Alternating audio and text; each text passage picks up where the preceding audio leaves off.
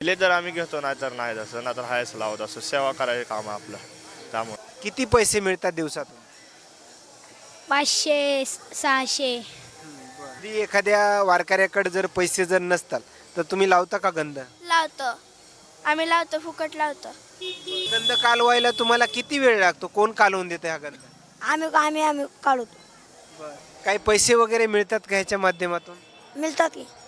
जे पैसे मिळतात त्याचं काय करतात तुम्ही सगळेजण? काय नाही, पाणी खेळायला.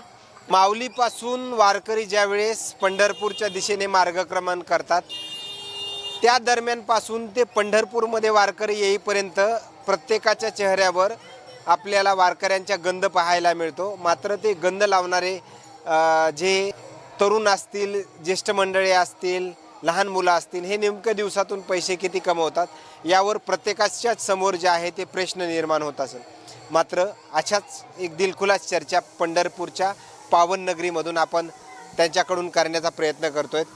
दादा, प्रत्येकाला वाटतं की आपण दिवसातून गंध लावतो, मात्र गंध लावणारे पैसे वगैरे किती कमवत असतात? जर कुणाकडे नसेल तर घेतात की नाही घेतात, का पैसे असल्याच्या नंतरच ते गंध लावतात, असे बरेच प्रश्न असतात. मात्र त्यावरून तुझी काय प्रतिक्रिया? किती पैसे मिळतात दिवसातून? दिले तर आम्ही घेतो, नाही तर नाही. तसं नाही तर हायच लावत असं सेवा करायचं काम आहे आपलं. त्यामुळं सेवा नसते करायची. एखाद्या वारकऱ्यांकडे नसले आणि वारकरी जर म्हणला दादा गंध लावा, तर तुम्ही लावतात का? हा, लावतो. सेवा करायचं काम आम्ही लावतो. तसं म्हणत नाही पैसे द्या म्हणून. हे जोपर्यंत ही वारी चालू आहे तोपर्यंतच लावतात का एरवी पण कधी लावतात गंध? वारी संपल्यावर पण लावतात. वारी संपल्या पण. बर, किती पैसे मिळतात दिवसातून? 500 600. तू कधीपासून लावतीस गंध? मी वारी चालू झाल्यापासून लावतो. आणि कधी एखाद्या वारकऱ्याकडे जर पैसे जर नसतात तर तुम्ही लावता का गंध? लावतो. आम्ही लावतो, फुकट लावतो. कुटुंबातल्या आई वडिलांकडून तुम्हाला काय सांगणं असतं बरं? चांगलं वागणं आणि पैसे वारकऱ्यांकडनं घेणे नाही घ्यायचे. त्यांच्याकडे नाही, सेवा करणे फक्त. त्यांच्याकडून पैसे जरी नसले तरी कुटुंबातल्या व्यक्तींकडूनच सांगणं असतं किंवा नसले तरी पण गंध लावायचं. हां. हा गंध कालवायला तुम्हाला किती वेळ लागतो? कोण कालवून देते हा गंध? आम्ही काढतो. किती वेळ लागतो जवळपास? 10-15 मिनिटं. 15 मिनिटामध्ये. बर, काही पैसे वगैरे मिळतात का ह्याच्या माध्यमातून? मिळतात की. आणि हे जे पैसे मिळतात त्याचं काय करतात तुम्ही सगळेजण? काय नाही, पाणी खेळायला, नाहीतर देवाला बिवाला. काय काही ते लावताना समाधान वगैरे व्यक्त होतं का नाही? हो.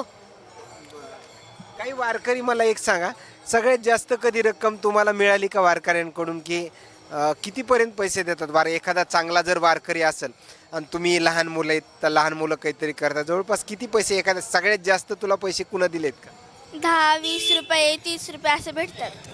40. त्याच्यावर नाही? हां, त्याच्यावर नाही. तुला कधी जास्त सगळ्यात जास्त पैसे कुणा दिले तुला एखाद्या वारकऱ्यानं सगळ्यात जास्त? 40 रुपये दिलते. कुणा दिले होते? ह्याच म्हणजे ह्या वारी दरम्यानच? नाही, मागच्या वेळेस. 40 दिले होते. त्यावेळेस आनंद वाटला होता? हो.